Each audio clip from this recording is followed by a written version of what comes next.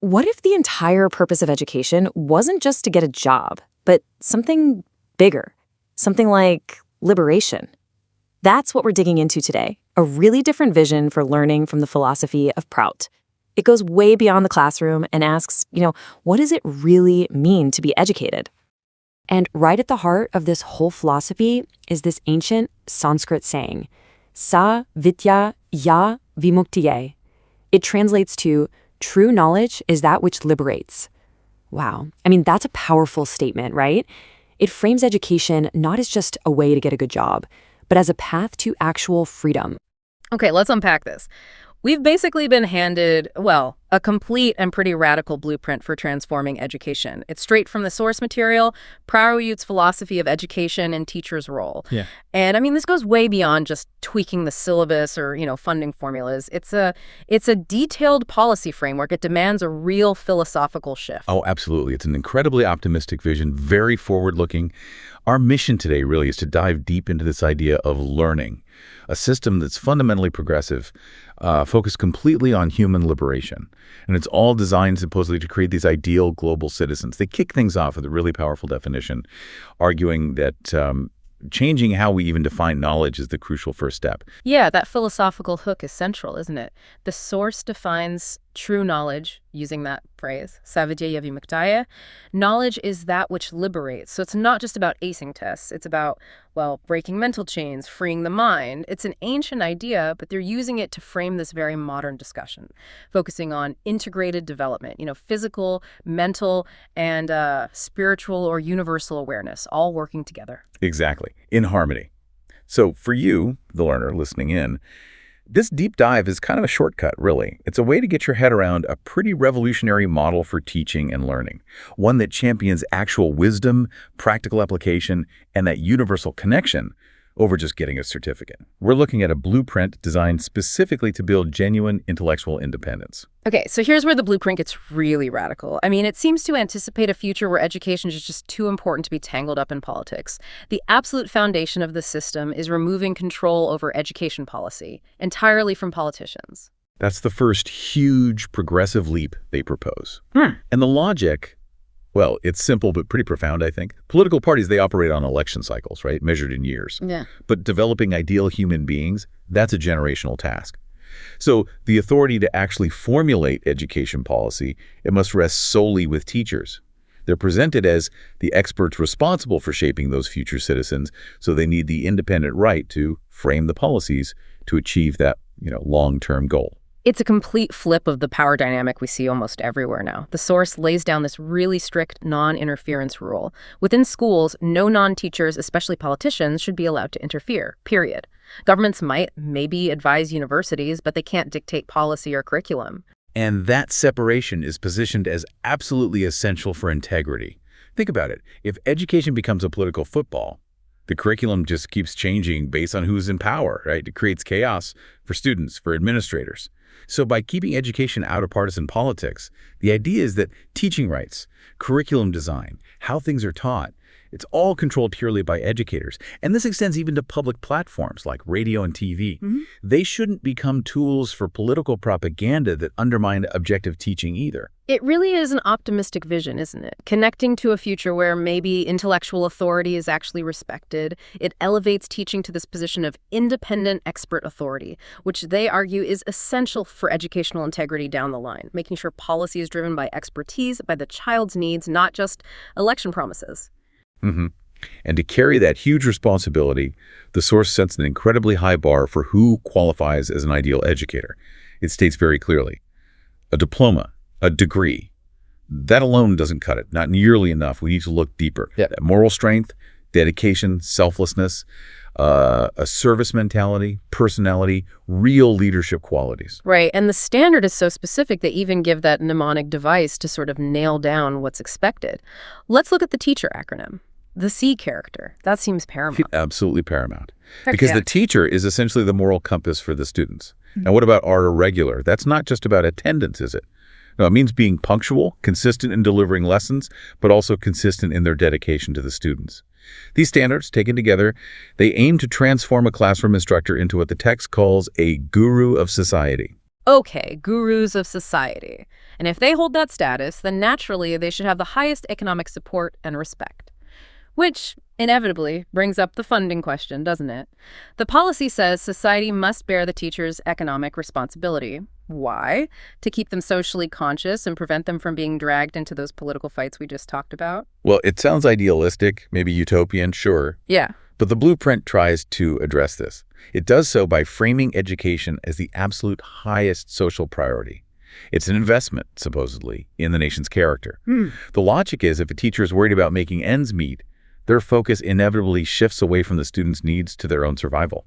And that compromises their dedication, right? So this policy tries to ensure the educator stays socially impartial, fully dedicated to the student's integrated development. That makes a lot of sense when you put it that way. Okay, so if we have these empowered ideal teachers, what are they actually trying to do in the classroom? The source gives us another framework, another acronym, EDUCTION, outlining the goals. Let's maybe focus on E, U, and A. Those seem particularly progressive. Okay. The first E is expansion of mind. This isn't just learning facts. It's about developing a feeling of oneness with all, a deep sense of universalism. It's about getting rid of that narrow, regional, or even nationalistic thinking, viewing oneself as part of a global human family. And the universal outlook, that sounds related. It is, but it's more about the application, applying that feeling of oneness to daily life, ensuring the student sees shared humanity first, not artificial divisions like nationality or race. Got it. Yeah. And the A. A is active habits. This means things like diligence, hard work, but also the drive to practically engage with the world. Bridging that gap between just knowing something and actually doing something with it. These principles together are meant to ensure education creates people who are ready and willing to constructively engage with a global future. We should also touch on the responsibility aspect here, because while teachers are obviously crucial, the source still maintains that the greater share of moral responsibility for a child rests with the parents. The family is the first school, right? Yeah, it is. But, and this is important, the community can't afford to just let children fall through the cracks. The policy is quite clear. Society must step in and take responsibility for raising the children of immoral or negligent parents. Raise them into good citizens. It's framed as a progressive safety net, really, focusing on human potential, ensuring no child is left behind because of their circumstances. Right. Okay, moving into the classroom itself, the sort of futuristic classroom described. The source completely rejects those old methods, pressure, fear. The kind of stuff that just breeds resentment, Instead, the whole goal is just awakening a natural curiosity, a thirst for knowledge. And that aligns perfectly with what we know about child development today, doesn't it? Mm-hmm. Children naturally learn through play. So the source says learning must be delivered through play, through stories, creative activities. It has to be joyful. That makes learning stick, makes it natural, not stressful. And for older students, for youth, education needs to seamlessly blend those high ideals with practical realities, grounding that universal vision in things they can actually do. And there's that critical reminder about the teacher-student relationship, too. Teachers have to remember the potential damage caused by a lack of love or excessive harshness. Students might quietly resent a harsh teacher, even wish them ill, apparently, which just poisons the whole learning environment.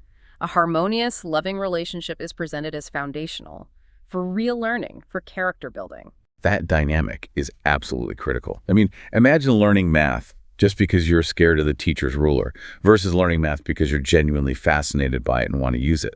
The second one leads to liberation, right? The first just leads to compliance, which is the opposite of the goal here. And for the student to meet the teacher halfway, they also need certain qualities. There's another standard. Student, sense of duty, truthfulness, universal outlook, discipline, etiquette, nice disposition, and tactfulness. It's a two-way street. Okay, let's tackle the language policy. This is fascinating and maybe a bit counterintuitive for some listeners. It's designed for global citizens who still value their heritage. Education, it says, should be in 3 languages. Number 1, the mother tongue. Number 2, basic Sanskrit. And number 3, English. Right. English, well, that's pretty straightforward today, isn't it? Essential for global communication, global citizenship. The really interesting policy choice here is basic Sanskrit.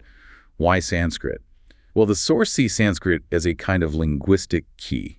It's argued to be a foundation for many regional languages in some parts of the world, and it embodies principles of universalism and logical structure.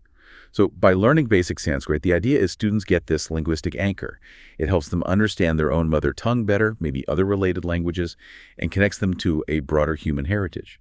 It directly supports that expansion of mind principle we talked about. That focus on a linguistic foundation. It ties right back into rejecting narrow thinking, doesn't it? The source is explicit. Excessive nationalism, just like regionalism, it clouds judgment. It isolates people. Education must be human education, prioritizing the universal needs of students, nurturing that spirit of oneness, that global connection needed for the future. Absolutely. Any system that just focuses on technical skills but neglects that integrated development, the physical, the mental, the spiritual ideation, or universalism, it's considered incomplete. The goal isn't just to create efficient workers for an economic machine.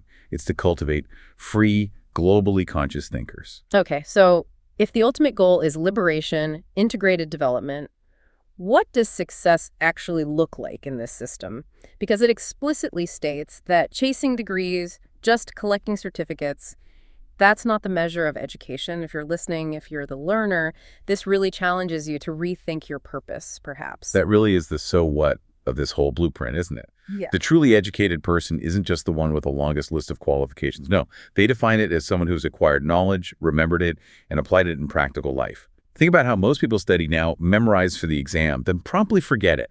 That's not liberation, that's just temporary data storage. So true scholarship, under this definition, needs 4 distinct pillars. This is like the operational guide for the progressive learner. Okay, pillar A, reading widely across different subjects with real effort. That gives you breadth. B, understanding and truly assimilating what you read. That's depth. C, retaining what you've learned. That's endurance, memory. And D, the big one, applying it in practical life. This is the ultimate test.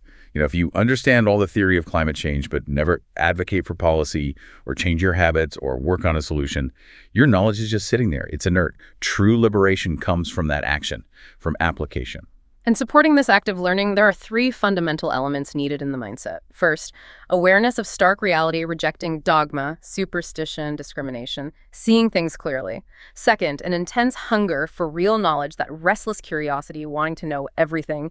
And third, that harmony of mind between teacher and student we mentioned earlier, that respectful, open connection. And to actually make this definition of applied knowledge stick, the policy demands some concrete future steps. The examination system, for instance, has to change dramatically. It needs to evaluate both theoretical and practical knowledge. How do you test application? That's the challenge. Crucially, secondary education should include vocational training tailored to aptitude. And to close the loop, employment security must be ensured after education. This links the whole education system directly to the well-being of society, to economic stability. It completes that vision of integrated development from learning to living. Wow. Okay, so we've really explored a comprehensive, and I have to say, quite a phenomenal vision here. Education as liberation, teachers as empowered, independent experts, and the goal being that harmonious, integrated development of the whole person, all rooted in universalism and practical application. Yes, the emphasis on taking politics out of it, achieving that integrated holistic development, and really hammering home the importance of application over just certification. It makes this blueprint feel incredibly relevant, actually, especially for navigating the complex, maybe more decentralized future we seem to be heading into. Right. And that brings us back to the core idea. This entire policy hinges on application. So if the aim of education is integrated development and liberation, here's something for you, the listener, to maybe chew on. What's one piece of knowledge you picked up recently, maybe from this deep dive, maybe elsewhere, that you can actively apply this week? Apply it to serve humanity in some small way, or even just to expand your own mind practically. Something for you to explore on your own. Now, go put that new knowledge to use.